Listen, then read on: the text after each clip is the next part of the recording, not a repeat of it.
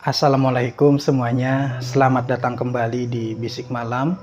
Terima kasih buat kawan-kawan yang udah berkenan mampir ke channel ini.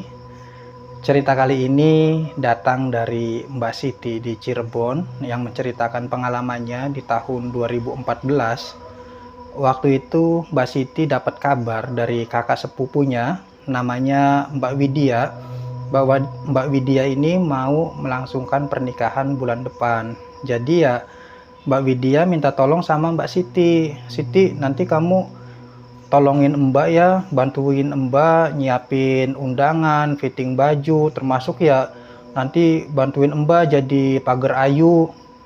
Iyalah Mbak, insya Allah, kata Mbak Siti kan. Nah, sebagai seorang pagar ayu kan dituntut buat berpenampilan cantik ya, menarik gitu. Soalnya nerima tamu, terus ya mempersilahkan tamu duduk gitu. Ada juga yang ngasih souvenir, terus yang ngisi daftar hadir tamu gitu kan. Pokoknya jadi pagar ayu lah. Nah, masalahnya Mbak Siti ini pengen rambut dia disanggul, cuman rambutnya sekarang pendek karena belum lama ini dipotong dia. Cuacanya kan lagi panas-panasnya tuh, makanya ya sama Mbak Siti rambutnya dipotong pendek. Nah, nggak tahu kalau mbaknya ini mau ngadain pernikahan. Jadi ya gimana caranya nyanggul rambut sementara rambut aku kan pendek. Nah, akhirnya kepikiran sama Mbak Siti buat di hair extension. Jadi rambutnya disambung sama rambut palsu, bukan rambut dia gitu. Nggak tahu rambut apaan. Intinya hair extension lah, supaya rambutnya bisa dibentuk sesuai ya dengan keinginan dia kan, biar kelihatan cantik pas jadi pagar ayu nanti.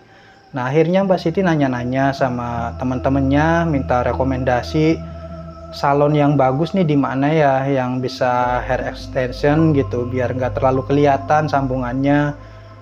Teman-temannya nih ya ngasih beberapa rekomendasi, cuman rekomendasi ini lebih banyak ke salon Mbak Retno namanya. Salon Mbak Retno, iya. Nah, sementara Mbak Siti sendiri nggak pernah datang ke salon Mbak Retno. Ya udahlah, nyobain gitu kan. Jadi Mbak Siti ke situ, ke salonnya Mbak Retno. Pesan pertama sama yang dirasakan sama Mbak Siti setelah datang ke salonnya Mbak Retno, ya Mbak Retno nih orangnya enak. Dia nih profesional lah. Ditanya sama Mbak Retno, ini Siti mau diapain rambutnya? Mau disambung Mbak, katanya. Oh, mau hair extension ya? Iya. Mau yang gimana sambungannya? Ya mau yang panjang biar bisa disanggul, soalnya nanti mbak aku mau nikah, jadi ya pengen disanggul. Oh iya, sambungannya yang gimana? Yang panjang lah itu Mbak, terus yang halus, yang hitam gitu, agak gelombang-gelombang dikit. Oh ya udah, Mbak Retno pun ya apa ya, menyanggupi gitu. Terus ya langsung ngerjain apa yang jadi permintaannya Mbak Siti, dan hasilnya bikin Mbak Siti puas. Ternyata apa yang dia minta itu sesuai sama apa yang dikerjain sama Mbak Retno nih, ya sesuai ekspektasi dia lah. Nah, akhirnya kan seneng, nggak sia-sia, nggak percuma bayar mahal juga, kata Mbak Siti kan. Akhirnya ya Mbak Siti pamit pulang. Sebelum pamit pulang, Mbak Retno ini sempat ngomong, Siti, iya Mbak, kamu nanti malam jangan keramas dulu ya. Loh, emangnya kenapa, kata Mbak Siti kan. Cuman Mbak Retnonya nggak jawab kenapanya. Mbak Retno ini malah ngalihin ke yang lain.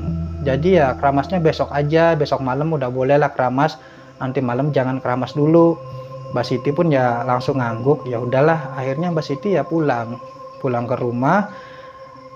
Ya sama keluarganya Mbak Siti juga, wih rambut baru, katanya rambutnya panjang, cantik. Mbak Siti sendiri emang ngerasa jadi lebih cantik pas dia ngaca ke cermin gitu kan. Wah, aku jadi lebih cantik nih, lebih pede lagi buat nanti acara pernikahan. Nah, karena sibuk dengan rutinitasnya dia hari itu, malamnya nih, sorenya maksudnya, Mbak Siti nggak inget, lupa dia masuk kamar mandi, tiba-tiba udah gebyur aja satu gayung ke rambut dia. Mbak Siti baru ingat kalau pesen Mbak Retno jangan dikeramas dulu rambutnya. Lah, udah kesiram, kata Mbak Siti, gimana ya? Ya udahlah, udah terlanjur, mau gimana lagi? Akhirnya dilanjutin, gebyur. Nah, yang dikhawatirin sama Mbak Siti, kayaknya kenapa dia nggak boleh keramas dulu, takutnya lemnya belum kuat atau gimana kan. Ternyata sampai jam 9 malam kondisi rambutnya itu baik-baik aja, masih bagus. Ya syukurlah kata Mbak ini kan, Mbak Siti, alhamdulillah akhirnya malamnya dia tidur. Mbak Siti ini tidur posisinya terlentang, sementara rambutnya ini digerai ke atas kepala dia, takut extensionnya rusak. Jadi ya kayak gitu, rambutnya ya digerai ke atas, lampu kamar dimatikan, tertidurlah Mbak Siti.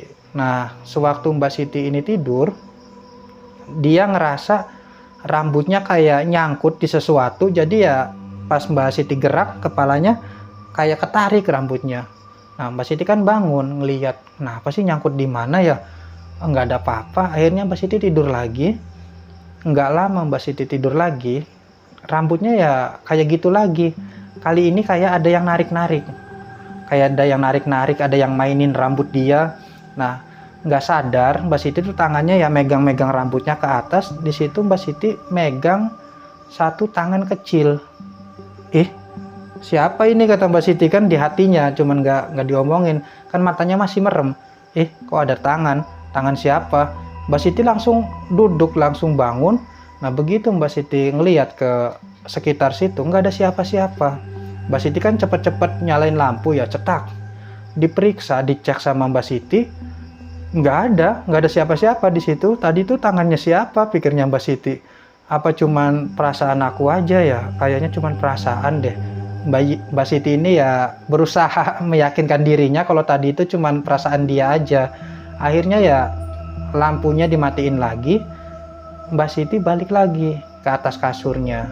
Nah pas Mbak Siti mau narik selimut, kan posisinya sekarang miring, nggak mau terlentang lagi karena udah capek terlentang. Sekarang posisinya miring, ngadep ke arah pintu. Nah pas Mbak Siti mau narik selimut, tiba-tiba Mbak Siti ngeliat ada anak perempuan pakai gaun warna putih lewat gitu aja ya, sampai ya nggak kelihatan lagi sama selimut kan. Mbak Siti kan apa ya, terbengong-bengong itu ya, bingung kok ada anak kecil di kamar ini, siapa itu kan, padahal dari tadi pintu kamar kan ketutup. Nah akhirnya Mbak Siti ya buka selimutnya lagi, dicek lagi sekeliling kamar, nggak ada siapa-siapa katanya. Di sini mulai Mbak Siti ini ngerasa kayak ketakutan, kayaknya ada sesuatu yang lain di kamar ini. Mbak Siti mulai ngerasa merinding, jantung dia udah mulai ya deg-degan gitu, deg. Nah Mbak Siti mikir kayaknya satu-satunya tempat paling aman ya cuman di balik selimut dia. Akhirnya Mbak Siti mutusin buat tidur lagi di kasur, mau tutupan selimut gitu, mau sembunyi di balik selimut. Cuman pas selimutnya Mbak Siti mau ditarik ke atas, kayak ada yang megang selimutnya nih. Keras, ditarik lagi keras selimutnya, kayak ada yang megang. Bukan cuman itu aja, kakinya Mbak Siti yang tadinya selonjor itu terasa berat, kayak ada yang dudukin. Nah jantung Mbak Siti di sini udah mulai kencang banget, der, badan tuh ya lemes. Mbak Siti pelan-pelan ya nurunin selimutnya, ngelihat di bawah, bagian bawahnya, di atas kakinya itu ternyata di situ udah ada yang lagi duduk, anak kecil perempuan pakai gaun warna putih. Nah si anak itu tangannya nunjuk ke kepalanya Mbak Siti. Anak itu ngomong, itu rambut adek, balikin katanya, kayak gitu. Nah Mbak Siti kan ya nggak kuat ngelihat kayak gitu ya, namanya juga cewek kan nggak kuat ngelihat yang gitu-gitu. Akhirnya ya hilang kesadaran, Mbak Siti itu pingsan. Paginya bangun ya langsung ke salonnya Mbak Retno. Mbak Retno itu baru buka salonnya, Mbak Siti langsung datang ke situ. Nah Mbak Retno sendiri seolah-olah kayak udah ngerti, langsung mempersilahkan Mbak Siti, ya suruh duduk, ya rambutnya itu ya dilepas, extensionnya itu dilepasin. Nah setelah dilepasin semua, Mbak Retno itu ngomong sama Mbak Siti, kan udah Mbak bilang jangan keramas dulu. Mbak Sitinya cuman diem aja, bukannya karena lemnya nggak kuat, cuman rambut ini masih dirituali, jadi masih ada yang punya. Tunggu 1 malam lagi, Nah sampai ya ritualnya selesai. Nah di situ kan Mbak Siti jadi mikir, maksudnya apa, kenapa rambutnya dirituali gitu kan, aneh lah. Udahlah ini nggak bener dalam hati Mbak Siti kan, udahlah nggak mau lagi kesini, nggak mau. Akhirnya Mbak Siti ya sejak hari itu yang namanya hair extension atau apa tuh ya nggak mau lagi, takutnya ya kejadiannya keulang lagi gitu. Apa yang sebenarnya terjadi Mbak Siti sendiri kurang paham, kurang ngerti. Kalau teman-teman ada yang ngerti silahkan tulis di komentar. Terima kasih udah nonton video ini sampai detik ini. Jaga terus kesehatan teman-teman semua. Sampai ketemu lagi di video selanjutnya. Saya Mang Asep pamit undur diri. Assalamualaikum.